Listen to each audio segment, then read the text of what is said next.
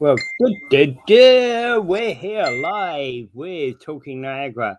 This is Peter Giblett and Dave Wheeler, and it is Friday, March the 14th. And as every morning at 7 a.m., we give our kind of viewpoints on the world, the insanity around us, and anything else we may well wish to comment upon.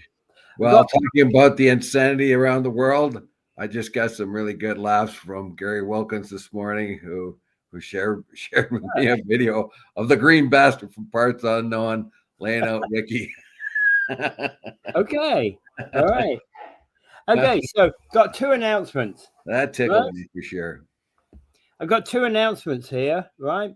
So I encourage everybody, because one of the things that's been on our discussions over the last few weeks. There you go. Morning. There, I talked about green. Good morning, green bastard. Yeah, there you go. Talking about that. There you go. All right. Now, if we're talking about, we've been talking about tariffs and etc. over the last few weeks, and I'm going to encourage you two things. Go seek out yesterday's edition of Your City, Your Voice at 4680q.ca. Oh, I watched it. Yeah. Yeah. Absolutely excellent program, interviewed by Paul K. Lemire, of course, with his guest this time was Chris Regis, and he was talking about tariffs and an alternative approach to tariffs. And another one is next Thursday afternoon on True Politics at 6:30 next Thursday. Go seek out True Politics on Facebook.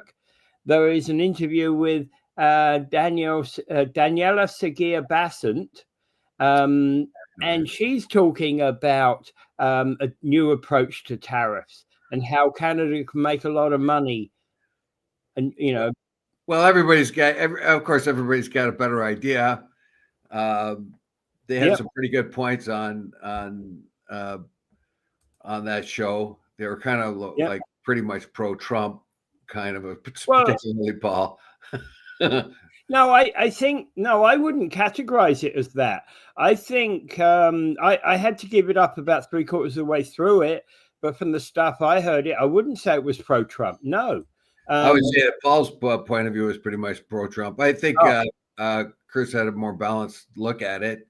Yeah, Chris's viewpoint, he's done some looking at it. He's got some experience because he's got family in Italy. No, sorry, Greece. And well, he's also got relatives, I believe, in Italy. But he's also taking a more balanced viewpoint, and he was talking about how he likes the free market that exists in the European Union. Yeah, well, the European Union, like I've made that suggestion too before, that maybe the U.S.-Canada relationship, or even with Mexico too, should be more like an EU relationship. But the problem there is that in the EU, they have some sort of balance. France is a pretty strong economy. Germany is huge. Other countries, Britain before, it used to be the triumvirate of Britain, Britain, France, and Germany. That brought the balance, but that actually was good because it brought smaller nations into bigger nations as well. Well, we are still going to be completely dominated by the massive, huge. No, I think we don't have to be dominated by the US. Well, we don't have to be, but that's what will happen. We can make that choice. Did you know that we have about? Let's face it, that's just going to be the truth of it. Did you know we have 1.47 kilometer boundary shared with the European Union? 1 point what? Oh, yeah, that's on that little island. That's on that little island between Greenland and that little island actually belongs to Denmark, but Denmark and Canada. If Greenland gets its independence from Denmark, that little island will then go over to Greenland. Yeah, we do have that little border. That said, That said, we also have sea borders with France. Oh, with Pierre Miquelon, the little islands of Pierre others, Saint and Pierre other small Miquelon, islands out there. Yes. So we have which would make it a kind of a sea border to the European Union in a way. Exactly. And in fact, through France, the European Union has borders with Brazil. Did you know that? Pardon me? Through France and French colonies in Oh, South America, French Guyana, yeah, for sure. Yeah. They have a small border with Brazil. The European Union does. Yeah, so does Suriname and Guyana, but those are no longer colonies. So yeah. Oh no, Suriname actually is part. Well, is it still a colony of? No, I believe they send people to the French Parliament. Oh, the French Guyana does, but not. What about Suriname? And Suriname, I believe as well. Is it Suriname? I think is a no. It's still a colony of Netherlands or not? I don't know, or is it independent? No, Suriname. No, it's the French ones that are actually connected. It's still connected. French Guyana. Okay, French Guyana is still a colony. The British colonies are independent, like the Dutch colonies are independent, as far as I'm aware. So, anyway, that's an aside. Go look at those programs anyway. So, Your City, Your Voice from yesterday at midday, and next week at next Thursday at 6:30 on True Politics. All right. Yep. Well, also on that program, Your City, Your Voice, they went on to talk about the upcoming elections as well. What I don't like though is they started calling Mark Carney Mark Carnage. I don't think that's gonna. I don't think that's gonna work. Like both those guys are staunch conservatives, and I don't think that kind of Trumpian type of belittling of people will work with the Canadian electorate. I don't think it has a place in Canada. No, there are some people out there who are basically marking Carney as being already he was advisor to Trudeau over the last years. Therefore, he is complicit with everything that was in Trudeau's government. That's not true at all. He was also an advisor for Harper. Let's not forget. Exactly. That's So yeah. Basically, mocking, belittling, taunting, the kind of stuff that Trump does, that he seems to humiliate, the kind of cruel and humiliation taunts that Trump so enjoys will not work here. So Pierre Poilievre has to really change his tact. He is now thought to be more like Trump light up here. He doesn't have the kind of charisma that Trump has, but if he starts to act in cruel and negative ways like that, like Trump does, it won't work. It worked against Trudeau because Trudeau just set himself up for it, but you can't do that. You can't do that up here in Canada. I don't think you'll be able to do that against Mark Carney because he's got, now the question here is that Carney has got an incredible history as an economist and has got those 2 stints as governor of the Bank of Canada and governor of the Bank of England. So theoretically, he's quite a notch up upon Pierre Poilievre, but we'll wait to see. It's a whole different ball game. So today he becomes prime minister.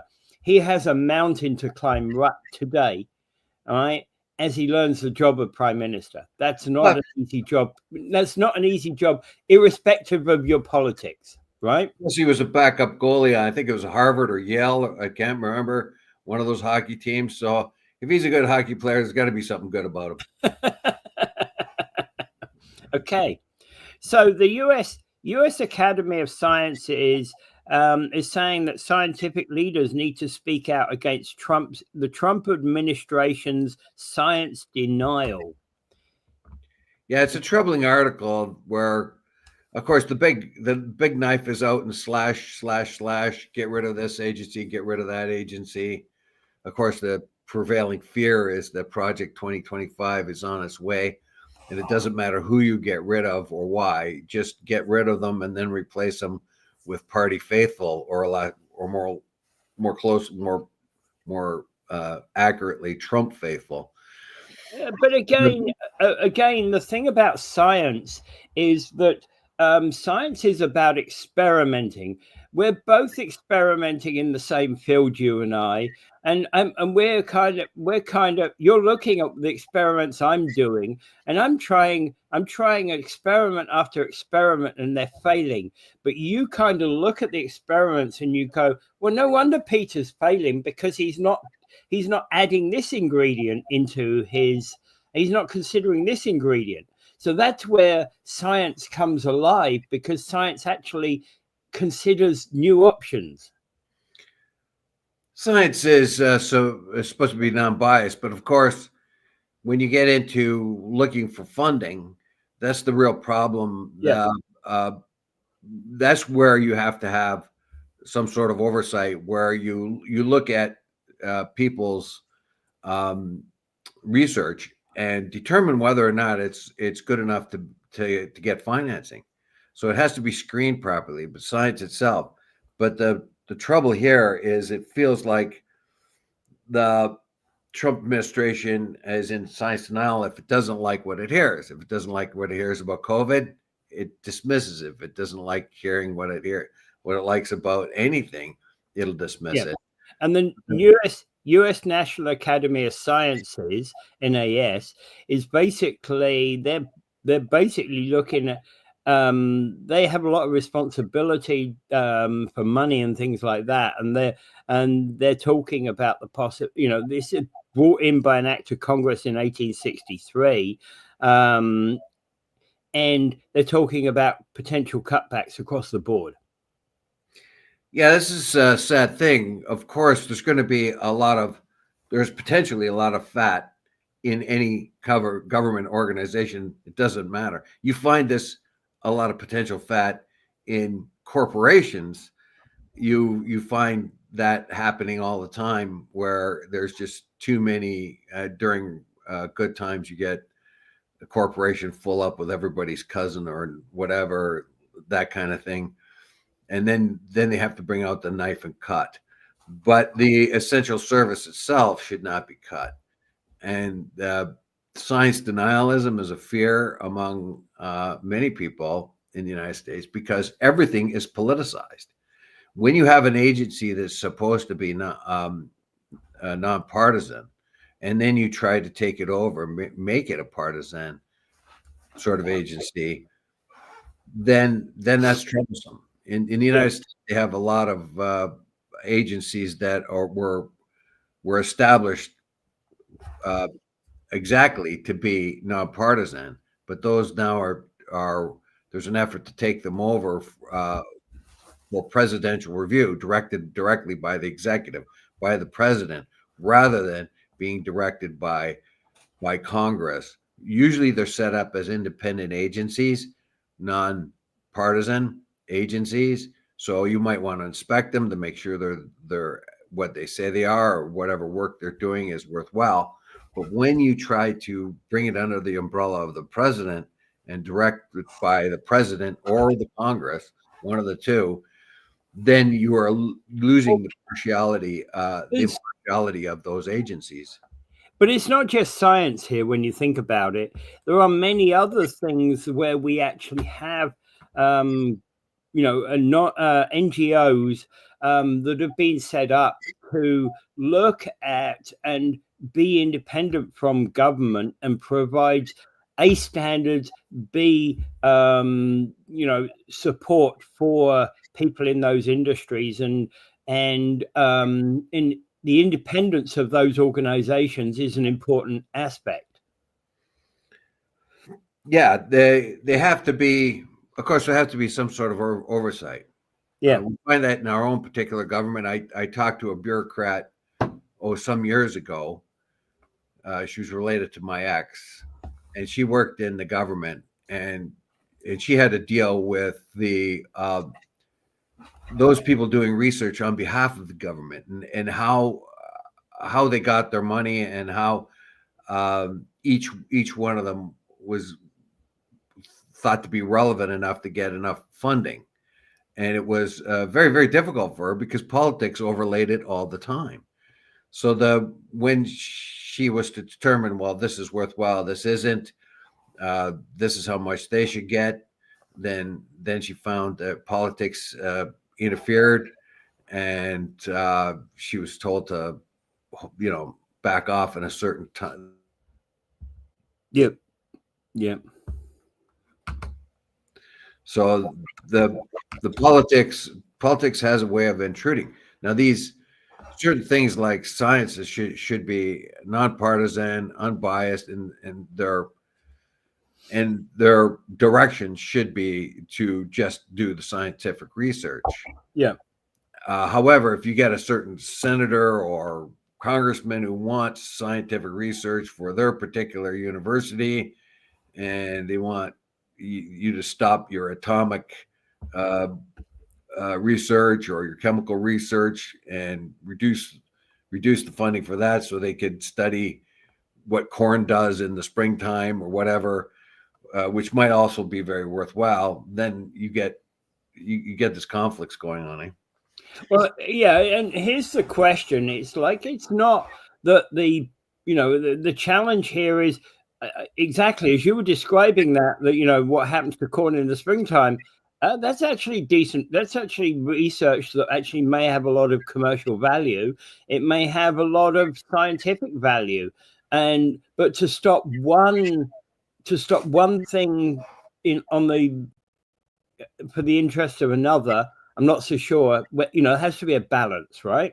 Well, when Harper was in, he stopped theoretical research.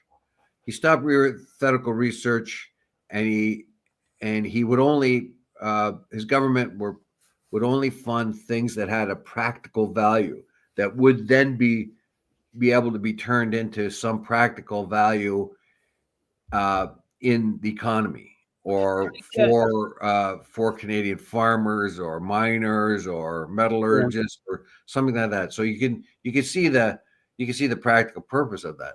But on the other hand, yes, I can. But also, on the other hand, if a guy like Faraday did not get funding for his research in electricity, we wouldn't have electric motors. But they were exactly. his research at the time had no practical application. It did thereafter, but at the time, it didn't. As a matter of fact, he was told famously by some woman, who said, "Well, what good is that? I mean, that's really kind of very interesting, but what good is that? What good is it going to do us?" And he just said, "You don't know. This is a baby. When you discover something like this, it's a baby, and it's up to us to do something with it, or grow it." And that's exactly what happened. Well, and hey, just before I came on here, I saw this question about, so your car key, your car entry remote control, right? They've discussed, there was an advert there, your Faraday cage for your car entry device. So you can buy a little pouch that it goes in a Faraday cage. Oh, cool. Right. So nobody can actually read your keys. Okay. I have a little bit of a warning going out there. I got a $75 fine for going 61 in a 50 on Montrose Road. They have set up a camera there, a camera there. Now, at the time, it was at 3:12. They said, so maybe I got the fine because it was around the time it was on school. It was on school time. There were no kids there at that time when I went there. I remember the day. So there was nothing there. Montrose at where, by the way? I was just going the flow of traffic. I go up and down that road all the time because I go there every day, up and down that road every day to visit my mother. So whereabouts? 61 and a 50. It cost me $75. So there was at Montrose and where? Montrose, very close to Greendale. There is a camera there where the school is. Yeah. Yep, got you. Yep, I go past that quite regularly. I'm wondering whether it's just a school zone's camera. Possibly, and it's probably a good thing that it's there. But I know if there was a cop there, he would never have pulled me over for going 61. Yeah. Particularly when there was no kids around at that time. Yeah. All right. Yeah. Okay, so where next? Okay. So Carney has basically said he's going to respond to Trump's. Oh, hang on a minute. Before we go there, I forgot there's three here. Our auditor generals are always exposing waste and dangers in our government, constantly ignores them. That's true. I'm not so sure they ignore them all the time, because once the auditor general's report comes up, it puts stress on the government from the public. It adds fodder to resistance to the government, or for the opponents of the government. So I think the Auditor General is probably one of the best things that ever happened to Canada. Whether or not they do anything about it, that's another thing. Yeah, Ford has said that one of the recent Auditor Generals have stepped off their course, basically, delved into things that were not of her purview. So he's strayed off the path, basically. But yeah, aside from that, the Auditor General is the best thing going. Whether or not the government does anything about it or not would probably depend on how much backlash they get from the public. Okay, and Mike continues. Gary Wilkins, Ed Smith, and I went to a meeting with Ron Tripp and Wayne Gates, where the Auditor General said the MECP could not do their job because of cuts 5 years ago. Oh, that's encouraging. Right, and Gary puts a thumbs up to that one. $75. So let me guess. I'm guessing. I'm getting the wings again. Yeah, there you go. Paid up. Yeah, that's for sure. All right, moving on. I said Carney. The MECP, for anybody, is the Ministry of Environment, Conservation and Parks. Yep, of course. Sorry, should have said that. Cutbacks. Yeah. Carney says he's going to respond to Trump's tariffs. Yeah, there's different strategies. Yeah, Canada has decided to do a tit for tat kind of engage in the war. A place like Australia has decided not to. They're going to take it because they're in a much more vulnerable position. So they cannot do the tit for tat battle with Trump. So the tariffs that are going to be imposed on Australian metals, basically aluminum, and I don't know what other else they're going to have tariffs on in Australia. They've decided just to sit on it because they are in a much more vulnerable position. They need the United States for defense way more than we do because they are in a much more vulnerable position, and they have a historic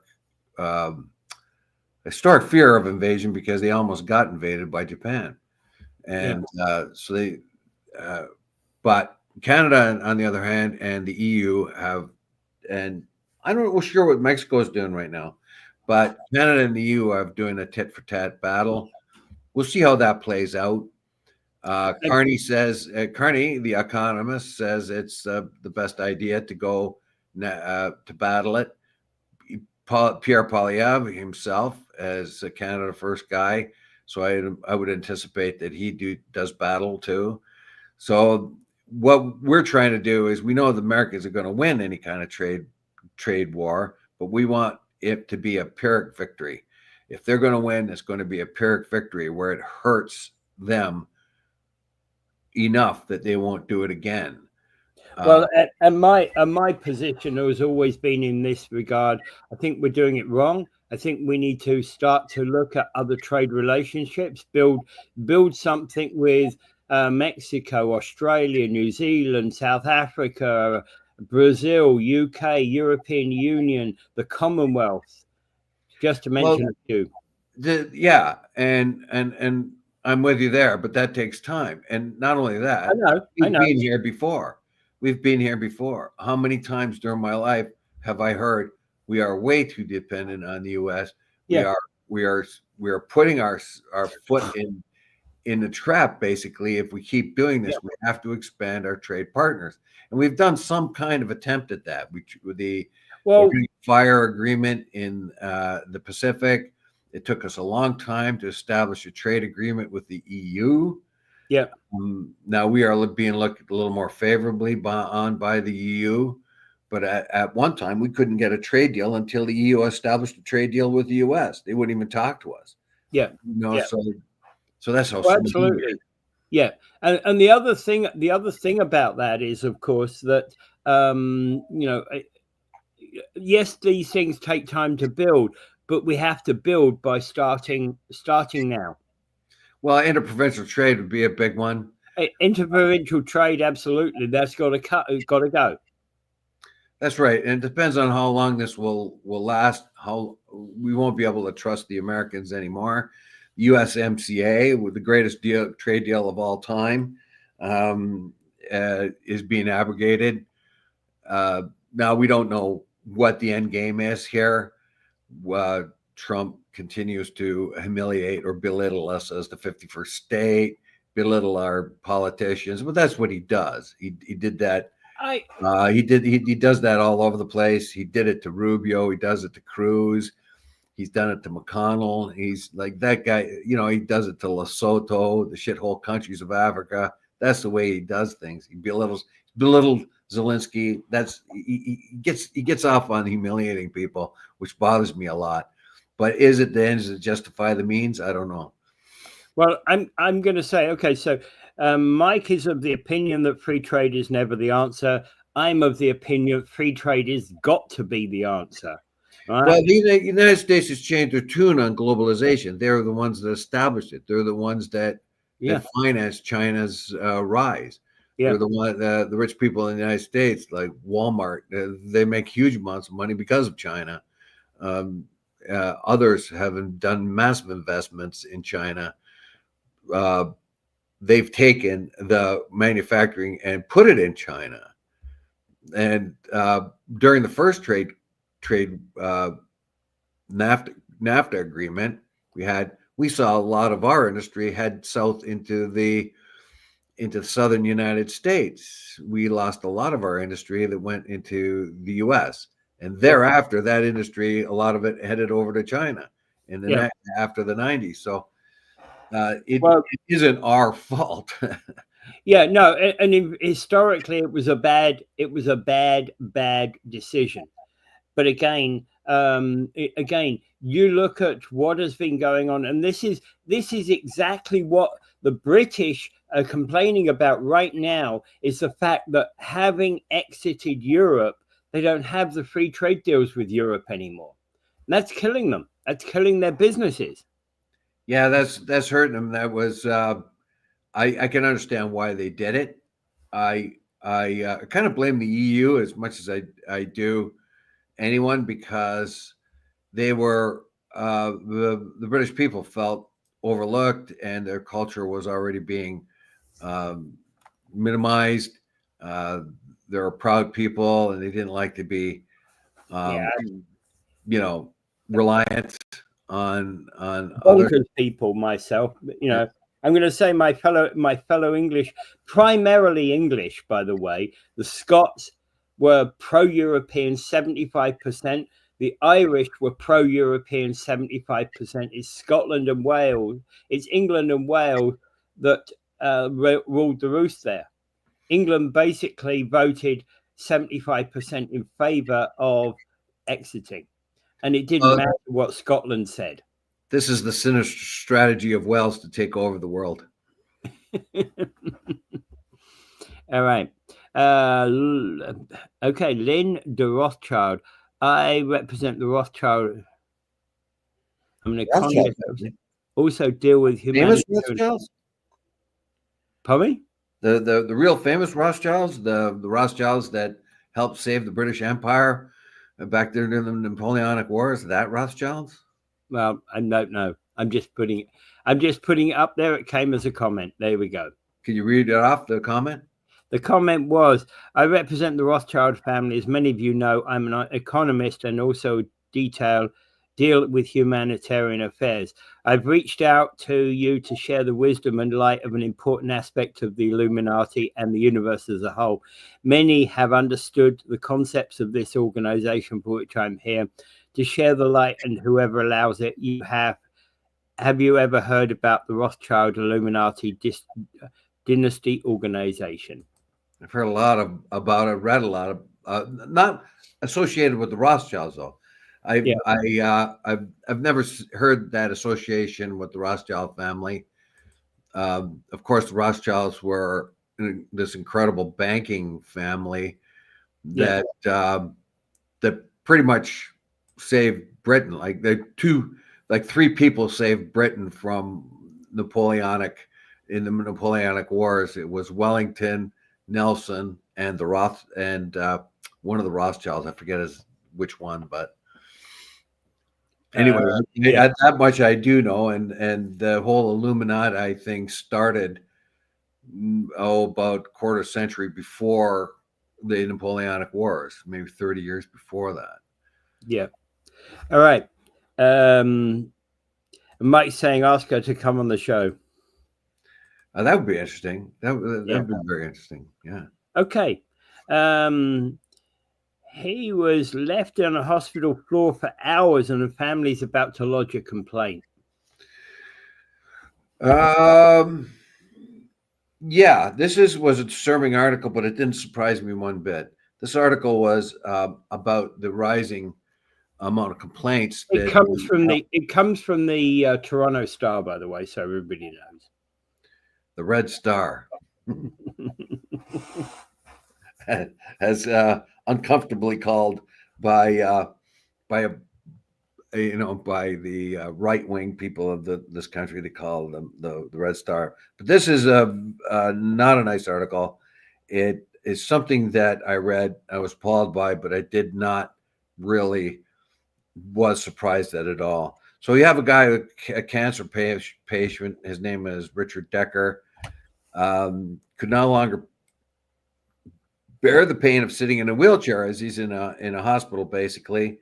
Yeah. And he's got tumors on his spine. He's in a lot of pain. He had to wait a very long time. He had to be transferred from one hospital to another hospital, one healthcare facility to another when one closed. And then he had to lie down on the floor to somehow abate some of his pain or reduce some of the pain that he was suffering. And so he lied down for 3 hours on there. And of course, this of course is appalling. This was in St. Catherine's Murata Family Hospital. And that's where it started. And anyway, so you could imagine this, and having sat in the hospital for 8 hours with a broken hip, I can understand what that's all about. And just to be clear, the St. Catherine's Hospital you're talking about, that's the St. Catherine's General Hospital, which just been renamed recently. The Murata Hospital? Yep. When did it get the Murata name? I don't know when it got the Murata name. I was up there probably 6 months ago and saw the name on the building. Went, okay. Okay. Right. All right. So the Decker family has recently lodged a complaint to the Ontario Patient Ombudsman.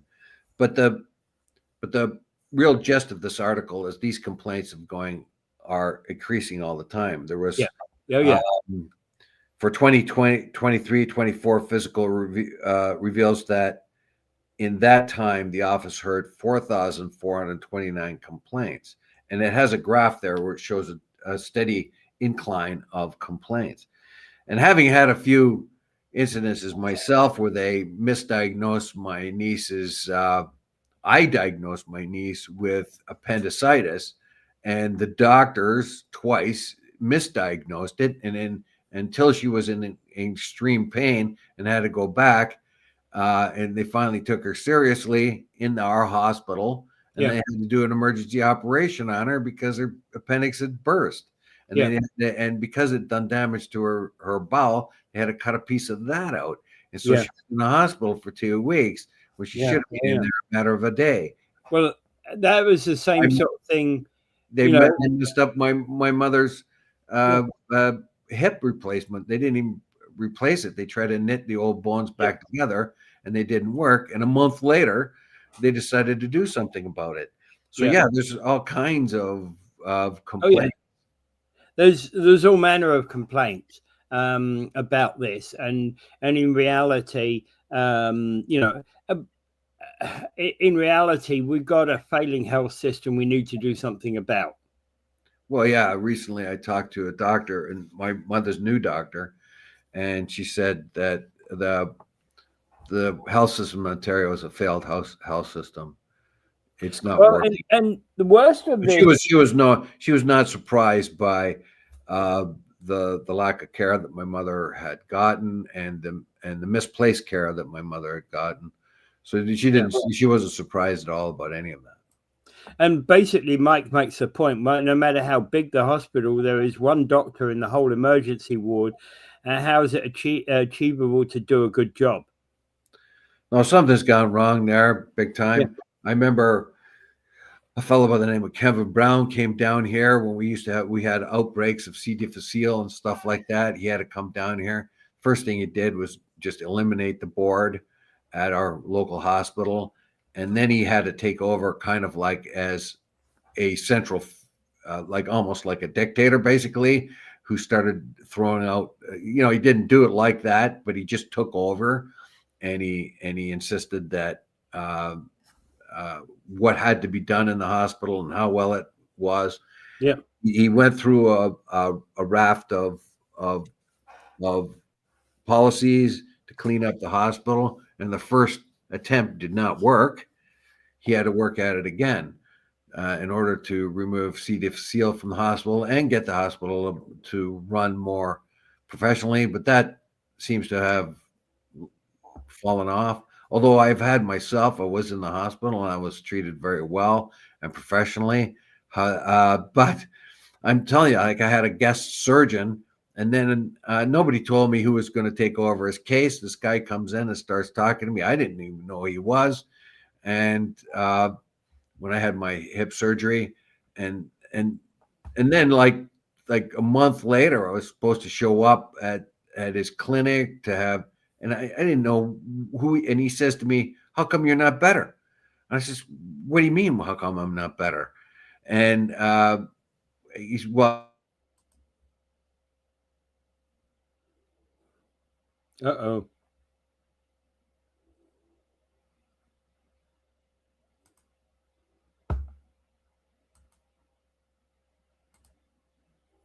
Dave? I'm back. Yeah. So he said, "How come you're not better?" And? Yeah. And I says, "What do you mean?" Like, well, you should have been doing this and this therapy. Well, I didn't know that. Nobody told me that. What I had was a PSW come over to my house and tell me what to do, and I was doing those things. And then I got called by his office to have a look and so on. They did X-rays to make sure everything was okay, and then said, and then I started doing exercises in his little clinic there. But I stopped doing that because the therapy there. I stopped doing that because the machines at the Y were a lot better than his machines. And so I started doing the same thing, but in the machines in the Y. But there was really a communication mismatch right there. Yeah. And the first thing he did after he took over my case was reduce my painkillers. He eliminated them. And I said, "Look, you're giving me less painkillers than my mother had with the same condition. What's that all about?" And then he had to look it over and readjust it. But meantime, I had to be in agony for 2 days. Yeah. All right. Okay. So another one was important was truckers. Truckers basically faced. All right, hang on. That's where I put a spelling mistake in there. Truckers over the last couple of days have been facing issues with Niagara. Come on. Well, they're blitzing the Niagara Highway Truck Inspection Blitz, looking for bad actors, and help to secure the border. So it's a double. It's sort of a double fork here, like a 2-pronged fork. It's they're looking for bad actors, people who trucking companies that are taking advantage of the rules, not obliging by the rules, where they're not compliant and responsible. Now, the entire trucking association is okay with this. You would think that they might resist it as interference, but anyone who is compliant with the rules, they're not having any much trouble with.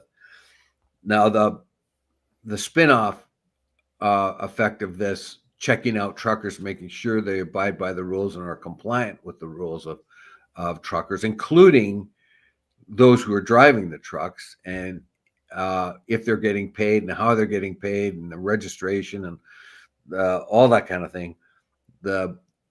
The other prong of the fork is, while they're pulling these people over, they can check to make sure their cargoes are what they say they are, and if there's drugs or anything else in them going both ways, then they can sort of sort that out, because a lot of the manifests are not exactly what's in the trucks. That's part of the way in which some companies are sort of trying to skirt the rules and bring in stuff that isn't necessarily on the manifest. Yeah. Well, and that actually is probably, I was thinking, was actually what a lot of companies are trying to do to break the tariffs, right? It could be. It's also a good chance to make the truckers most compliant. And the Ontario Trucker Association says that they're not bad with that. They say that our members are, by and large, overwhelmingly compliant and responsible. These stops would not have much impact on most of our members. So they're looking for the bad actors, basically. Yeah. And presumably those bad actors would probably be the ones that would be bringing contraband in back and forth. You know what I mean? Yeah. It says here, I think that what these checks are aiming for is for people in the underground economy and the people and economies and companies that may be involved in some of the security issues that the Americans are concerned about. We're not.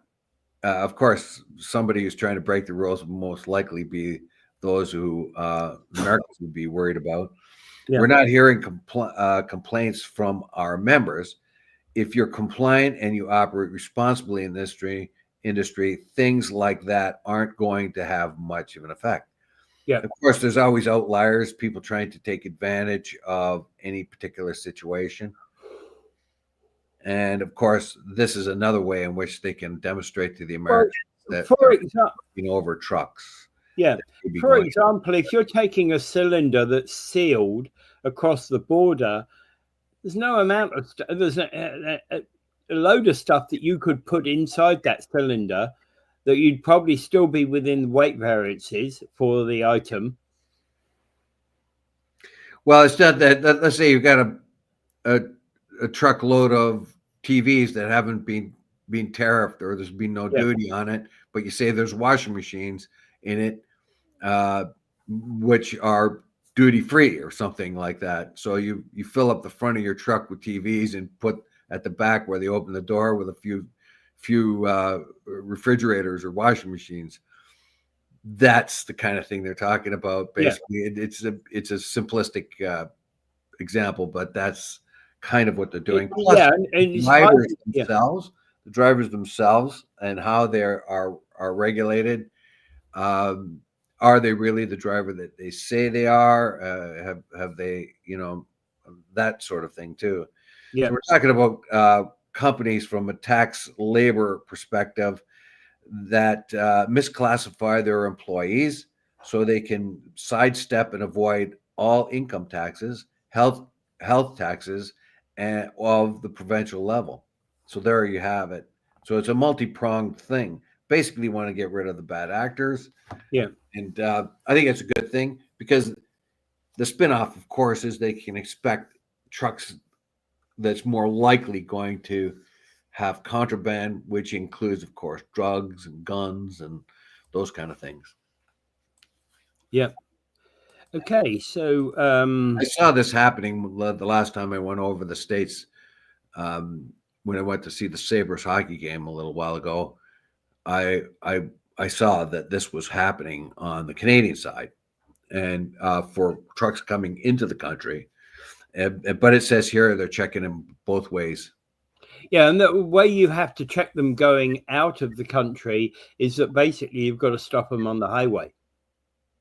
Well, there are stops set up close to the bridges. Apparently, it says here. So the ones coming out of the U.S. on the Peace Bridge, there was a setup not far from the tolls there. Yeah, where they pulled them over and they were checking. Put up. Yeah, but they have to be on them and just pulled them over. Yeah, they have to be on the Canadian side, and before you actually, if you're doing US bound trucks, they have to be before you get into that border zone. Yeah, you'd have to have a place where you pull them over that wouldn't interfere with the rest of the trucking. Yeah, exactly. But that day that I did go over the Peace Bridge, there was a long lineup of trucks across the Peace Bridge. Yeah. So it might have slowed things down somewhat. Yeah. Okay. A new potent subject was found by substance. Substance was found in Niagara's drug supply. I'm having a bad day today. So they basically found in a fentanyl batch seized by Niagara Regional Police, they found a substance that could be potentially dangerous, more potent and more deadly than it's a very potent, deadly opioid. Well, fentanyl is not the only opiate imitator. Yeah. Evidently, there's these other ones. Some, they say here, are even potentially more dangerous than fentanyl. The idea of fentanyl is just a tiny amount that's required, and they mix it with anything else they can. We talked about the 44 pounds compared to the of fentanyl that was seized coming in from Canada compared to the 21,000 pounds coming in from Mexico. But 44 pounds is a pretty deadly amount. Now that 44 pounds is kind of cut and recut and added to something. But this is another similar substance. So it could be an indication that whoever the cartels are, whoever making it, are looking for substitutes for fentanyl because so many eyes are on fentanyl. Maybe they'll try this other substance that would have to sort of refocus the police to this particular substance, where it is being manufactured, where it is being imported from. Yeah. All right. Yeah, and these are I don't know whether I can even pronounce the metonit zephinin and benzimidazole. Right. So these have been sampled within the fentanyl batches that they've actually captured. Yes, I've often heard. You know what? I got some benzimidazoles, if you want, that kind of thing. So I don't know what the street name is for it, but it is similar to fentanyl, a synthetic opioid. Basically, it is meant to control pain. It's never been approved by any health care service in Ontario or Canada for that matter. Fentanyl, I think, has because it does have powerful pain relieving qualities. But this is just another one that does that. But this one is, and it says here something like that. A subset of benzimidazole containing substances are opioids, some of which can be very potent, much more than morphine, and sometimes more than fentanyl, said the agency. So this is just another substance we have to be the lookout for. Would it take different ingredients to make it? One of the big things we're doing, of course, out of China comes all the ingredients for fentanyl, and it's combined in Mexico and in a much smaller amount in Canada. And presumably a lot of it's recombined in the United States as well, since they have so many ample supplies of it. Those ingredients have to be recombined. So are these different ingredients that we have to be on the lookout for now, where they can come in benevolently as 3 different or 4 different components and then be combined in labs in Canada? So that's interesting question, that one. Yeah. I still say that the biggest problem, and it will never go away unless you tamp down the appetite for these drugs. Yeah. We always want to point the accusatory finger. Of course, there's always going to be someone that takes advantage of this. There's been morphine and heroin dealing going on since the Civil War, for crying out loud. Laudanum before that. There's always been a market for these kind of things. And I would have to say but the addictions that have had in previous societies have been fringe. These are now encroaching more and more on the average in a society more and more. And that is because of our incredible appetite. I think that was one of the thrusts we have to do, not just control the amount coming over the border. That's obviously very important. But why do we have such insatiable appetites? Yeah, no, I think that starts and ends with education, to be quite honest. Education, but we did bring up the level of despair throughout society. I brought that article up, which is a big motivator of all kinds of substance abuse. Well, yeah, but there are people who are in very disparaging situations who don't turn to drugs. But more and more of them are, and that's the point. True. Yeah, that's the point. The appetite is growing. Yeah, it's true. It can't be denied. Yeah. All right. Okay. So, where to next? So, who are the Canadians who support the 51st state? Well, according to this article, 10% of Canadians.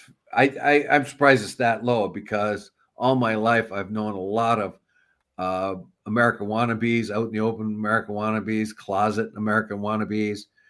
They are dazzled and sparkled by. They know more about American history. They know more about American. That's not difficult. Ones, and it's not really their fault, because we get it rammed down our throat through massive American media. Yeah. So, most Canadians know more about the United States than they know about their own country.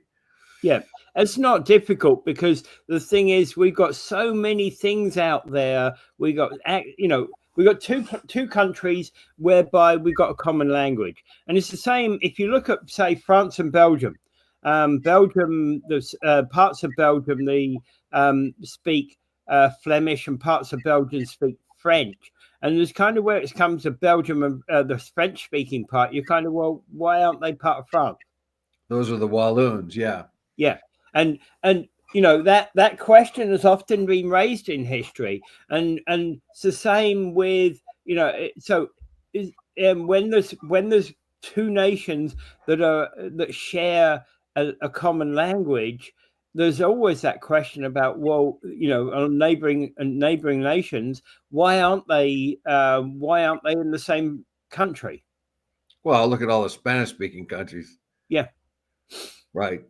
Like Spanish is spoken more than English. Basically, it's not as internationally as English is, but basically everything in South America except for French Guiana, Suriname, and Guyana and Brazil, Brazil, speak Spanish.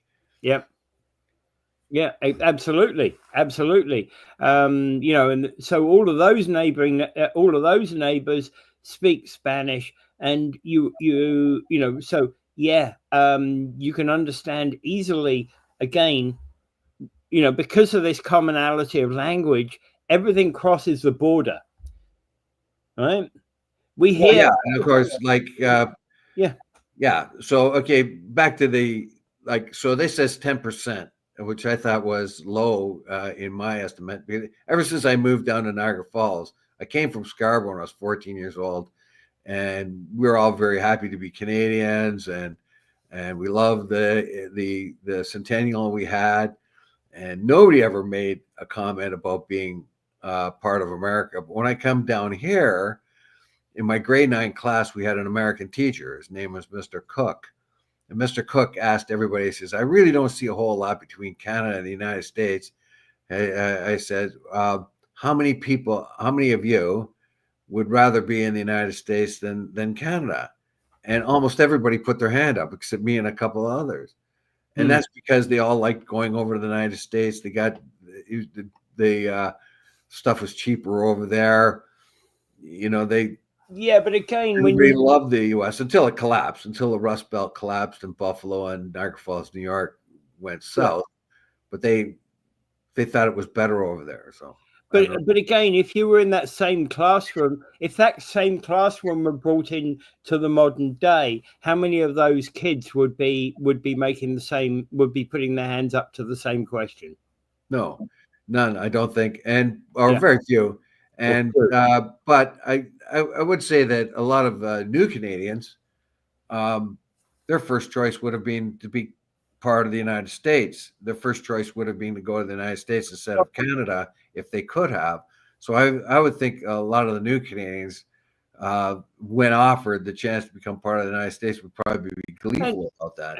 And I have to put my hand up, as that was, when I first came here, I'm thinking, okay, well, become a Canadian citizen. It's a lot easier to cross the border and go and do American jobs than as a British citizen getting into America. And that's true. But I found, by the time I got to be able to get my Canadian passport, I'm now much better. I'm feeling I'm much better off as a Canadian. Yeah, we're still trying to get rid of you. If the United States will take you, we'll give you to them. But no, I don't want to go. Not interested. Not interested. I've staked my claim here. Boom. There you go. And as every new Canadian can, that's the thing. But the idea that there's lots of glitz and glamour in the United States, so we are always dazzled by them, that kind of thing. But but only about 10% would be those people that want to come here. And I imagine in the United States, depending on what region you are, if they wanted to become part of Canada, you might find 10% too wanting to be part of Canada. Probably more like 5%, but it would depend on the region. You might get more. Exactly. Like in New England, you might get more positive views of Canada. If you go to Texas, Texas has got little in common with Canada, right? It doesn't share a border. If you were to go to all of the border places, like you go to Washington, you'll get one view. You go to Montana, you'll get another view. North Dakota, another view, right? As you go to each of those border states, you might get different views about, how do you see life in Canada? Well, we have, generally speaking, I have a very positive view of New England, New York State, basically the upper New York State, New England, Wisconsin, Michigan, all those border states that share sort of like the same sort of geography and weather kind of thing that we do. Yep. I've always been impressed when I went down to New England. I felt that it was a great place. The people are fabulous. The systems they have there are town hall meeting kind of things. I think that was really quite wonderful anytime I've been there. Florida's a different matter. it's a nice warm place. There's lots of very friendly people there, mostly seniors from all over the northern parts of the United States and Canada. And so it has a different kind of and they But it's not and got they rely on immigrant labor for just about but everything. it's not got that cross border vibe that you would get in somewhere like New England. No, and you got to remember too, all the southern Bible Belt states they have and Texas too, all these places that have a strong fundamentalist Christian belief system, the Bible Belt, we would have trouble with sort of associating with them, because we are much more secular here. Yeah, and undoubtedly being driven by the fact that those people who support the 51st state kind of concept, although it couldn't be a 51st state, it would be a second, third, 51st, second, third, etc. And essentially those that support it, I think, are a minority. Oh, very much so. Yeah. Yeah. We have a pretty good country here. We have a lot of flaws. We have it's just like the United States, where they have to deal with their political people. They don't like them. But we are less polarized here, which is a very good thing. And I'll bring up Doug Ford here right now. When he won the last election, how gracious he was to his opponents. He congratulated them to be part of the democratic system. He says, we don't always see eye to eye, but you got involved. You were part of the democratic process. He congratulated them. He was happy to say those things because that's what real democratic people do. Yeah. He won the competition, but he did not demean his opponents. And during the whole thing, he did not humiliate them, put them down, that kind of thing. He was the real democratic politician, if you ask me. So the kind of polarization we see in the States, good guy, bad guy, hate, love, are out of place in politics, if you ask me. And I often wonder at the inaugural ceremony I often wonder with the inaugural ceremony when the new president takes over and the outgoing president, there's a kind of handshake moment. And I often wonder, it's like, well, it always seems to me that, these guys have basically been bickering at each other. Why the F would you shake hands with this guy? Well, after when Trump started to make his speech, he became demeaning to the previous administration. Exactly. He did that the first time he came in too. He blamed everything that was wrong with the U.S. on Obama. This time he's blaming everything that's wrong with the U.S. on Biden, despite the fact inheriting a pretty robust economy with very, very little unemployment. And then he's just gone on to slag Biden. So he's always blaming someone else all the time. That's okay to a certain point, but it launches into hyperbole. This kind of quality about Trump to belittle, be mean, mock other people because he's in a powerful position, is distressing to me, because that polarization keeps going. It fuels the hate. It fuels the polarization. Yeah. Absolutely. Yeah. All Americans are Americans, so they all have the duty to do what they think is best. And then, having done their duty and supported a political faction the best they can, because that's their belief, and then get slagged as a leftist, a communist, that kind of thing, is just untenable. It's just not Canadian. That won't work here. Yeah. Well, and then you get, of course, you get things like this. Yeah. Well, we got to thank Donnie Bonespurs. We got to thank him for Runaway Don.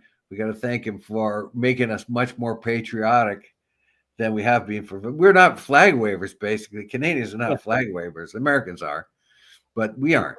And now we are. Now we're waving our flags and we're saying, no, we're not like them. We have our sovereignty and we're going to keep it. He's done us a lot of favors, though, because seriously, we are protecting the border better than we did before. That is also protecting us, which is very important. We're going to put more money into our own defense, which should have happened long ago, and basically we're going to start interprovincial trade. Hopefully, that will continue to go forward. So there's a lot of things he's done for us. Plus, he's pushed us into looking for alternate trade partners, and he's made us very, very aware of how vulnerable we are. We trusted the United States all this time, and he's demonstrated to us you cannot necessarily trust the United States. Yep. Yep. Exactly. Okay, so have you been near the coronation? No, I haven't. What's up there? Yeah. Right, and he's Gary's laughing at the Scarborough connection. Yeah, I was 14 years old. I came from Scarborough, and we were very much little patriotic Canadians when I was 14 years old. When I come down here, like most of the in my year of the time, they had a kind of a half Buffalo accent, which I was familiar with because I had relatives in Buffalo that had visited us in Scarborough, and I noted their accent. And when I came down here, people of Niagara Falls had a sort of a bit of that going on in their language, and they had this overwhelming sort of negative view of Canada and a huge positive view of the United States. That, of course, has changed, but that was a big surprise to me when I came here. Well, I'm going to say that I never considered myself as overly patriotic, and because when I'll explain that insofar as I see one of the big problems we have about patriotism is this flag waving. It becomes too overbearing, right? And that kind of patriotism I don't like, never have done. I see myself as proudly Canadian. I see myself as a immigrant from Scarborough. Yeah. All right. We're going to have to call it quits at that point. All right. Without further ado, I bid you adieu. Pray for peace, everyone. And thanks for that, Gary.